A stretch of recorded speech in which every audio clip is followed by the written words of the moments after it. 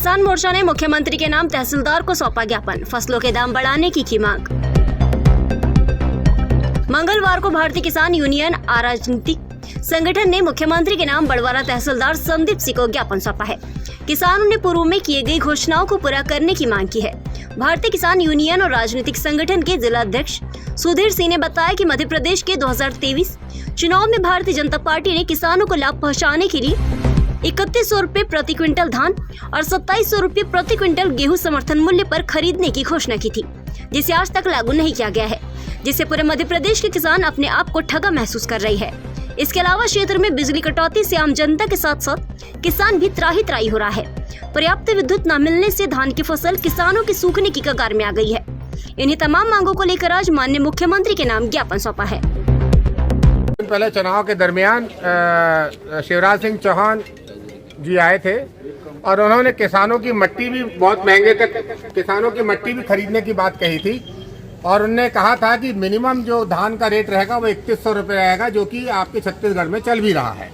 और गेहूं का रेट उन्होंने 2700 रुपये प्रति क्विंटल करने के लिए कहा था, ये जो कि किसानों के लिए उन्होंने कहा था, जिसके आधार पर किसानों ने उनका समर्थन किया और वोट दिया।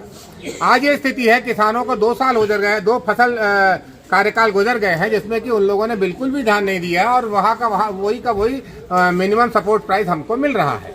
मिनिमम सपोर्ट प्राइस वो मिल रहा है। सबसे पहली बात तो यह है कि या तो वो किसान को कृषि को उद्योग का दर्जा देने की बात करते हैं और रेट MSP जो है वो हमको ढंग से नहीं दे रहे हैं। दूसरी बात, बिजली विभाग के द्वारा ये है कि बिजली के कनेक्शन जो है हमको 8 घंटे के लिए हमको बिजली दी जाती है। उसमें भी जो बिजली चली जाती है तो उसमें अलग से बिजली उसको कंपनसेट नहीं किया जाता है, वही बिजली हमको दी जाती है और यदि समय निकल जाता है उसको अलग से उसको भरपाई नहीं की जाती उसकी।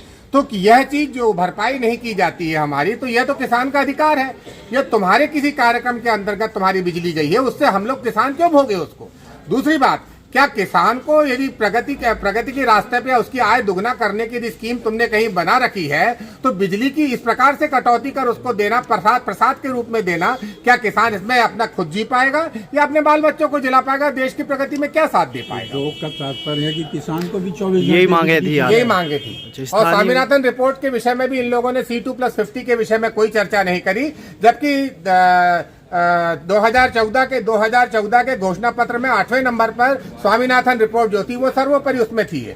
उसके बाद 2019 में वो भी खत्म हो गई और आज ये स्थिति स्वामीनाथन रिपोर्ट की चर्चा ही खत्म हो गई, जिसमें सर्वोच्च न्यायालय में केंद्र सरकार ने लिखित में दे दिया है कि हम इस रिपोर्ट को नहीं कर सकते। फिर दावा क्यों किया गया?